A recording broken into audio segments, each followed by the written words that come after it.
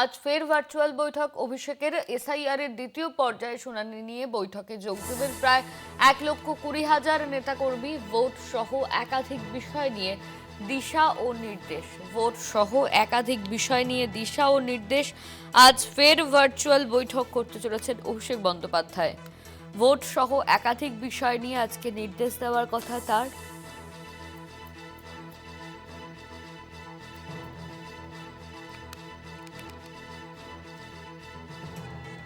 আমাদের সঙ্গে ফোন লাইনে রয়েছেন আমাদের প্রতিনিধি দেবাশিস সেনগুপ্ত। দেবাশিস, আজ ফের ভার্চুয়াল বৈঠক রয়েছে অভিষেক বন্দ্যোপাধ্যায়ের, কোন কোন বিষয় নিয়ে আলোচনা হতে পারে সেখানে?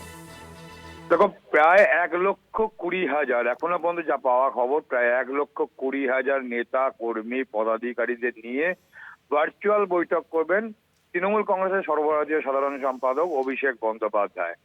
মূলত একদিকে যেমন সাংগঠনিক প্রস্তুতির পাশাপাশি কিন্তু এসআইআর পর্বের পরবর্তী ধাপ, দ্বিতীয় পর্যায়ে অর্থাৎ শুনানি পর্ব। আর এই শুনানি পর্বে ঠিক দলীয় কর্মী নেতৃত্বকে কি করতে হবে, অর্থাৎ এর আগেও যে বার্তা অভিষেক বন্দ্যোপাধ্যায় দিয়েছিল যে মানুষের পাশে থাকা এবং ফর্ম পূরণ করা থেকে যাতে কোনো মানুষের, একটি মানুষের যাতে ভোটার লিস্ট, বৈধ মানুষের যাতে ভোটার লিস্ট থেকে নাম না বাদ যায়।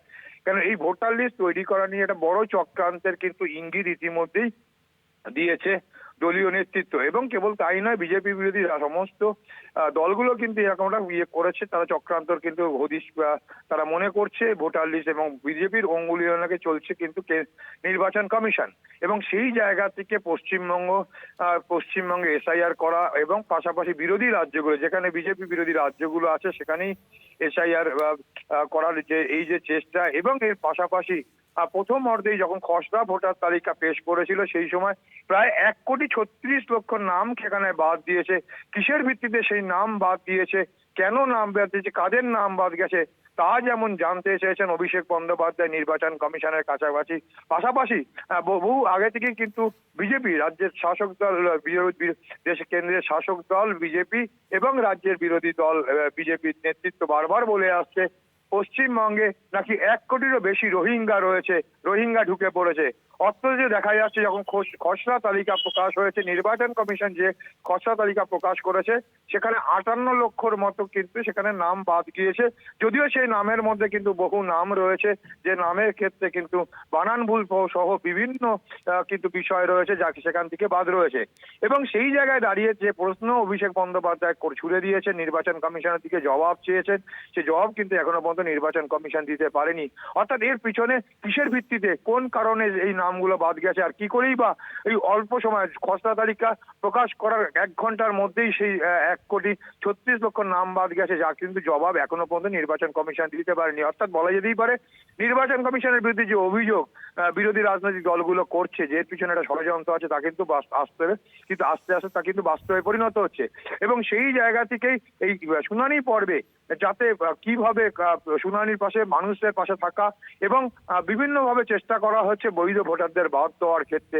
এবং দেখা গেছে অনেক ক্ষেত্রে নাম রয়েছে, ভোটার লিস্টে নাম রয়েছে, যে হার্ড কপিতে নাম রয়েছে 2002, কিন্তু দেখা যাচ্ছে নির্বাচন কমিশন যে ভোটার খসড়া তালিকা প্রকাশ করেছে সেখানে নাম নেই 2000 নামের তালিকায়। অর্থাৎ সব মিলিয়ে এই নির্বাচন কমিশনের এই ব্যবস্থাপনা নিয়ে কিন্তু একটা প্রশ্ন থেকেই যাচ্ছে। আর জানে কিন্তু দলীয় নেতৃত্ব কর্মীদের কিন্তু নির্দেশিকা দিতে পারেন অভিষেক বন্দ্যোপাধ্যায়। এর পাশাপাশি এই শুনানি পর্বে কি করতে হবে সেটাও যেমন তিনি দেবে, তার পাশাপাশি কিন্তু এর আগে যে বৈঠকে তিনি দলীয় নেতৃত্ব এবং কর্মীদের যে বার্তা তিনি দিয়েছিলেন সেই বার্তা কতটা কার্যকরী হয়েছে তারও কিন্তু পর্যালোচনা করবে। সব মিলে এসআইআর এর যে দ্বিতীয় পর্ব অর্থাৎ শুনানি পর্বের সময় মানুষের পাশে থাকার যে বার্তা দিয়েছেন তাও কিন্তু একবার ঝালিয়ে নেবে। অর্থাৎ তাদের দৃষ্টিভঙ্গি, অর্থাৎ তৃণমূল কংগ্রেসের দৃষ্টিভঙ্গি যাতে একজন ভোটারের নাম, বৈধ ভোটারের যাতে নাম না বাদ যায়, তার জন্য কিন্তু দলীয় কর্মীদের সক্রিয় হতে হবে। কারণ এই যে ভোটার লিস্ট পাবলিশ হবে তার ভিত্তিতেই কিন্তু নির্বাচন হবে 2026-এর নির্বাচন, যা কিন্তু বড় একটা চ্যালেঞ্জ। যদিও সাংগঠনিকভাবে তৃণমূল কংগ্রেস অনেকটাই শক্তিশালী, তবু নির্বাচন কমিশনকে সঙ্গে নিয়ে বিজেপি যে চক্রান্ত করার চেষ্টা করছে তার প্রতিহত করাই কিন্তু তাদের একমাত্র উদ্দেশ্য। এবং সে নিয়েই কিন্তু বেশ কিছু বার্তা দিতে পারেন এই তৃণমূল কংগ্রেসের সর্বভারতীয় সাধারণ সম্পাদক অভিষেক বন্দ্যোপাধ্যায়। অনন্যা, ধন্যবাদ তোমায়। আমাদের সঙ্গে ফোন লাইনে ছিলেন আমাদের প্রতিনিধি দেবাশিস সেনগুপ্ত।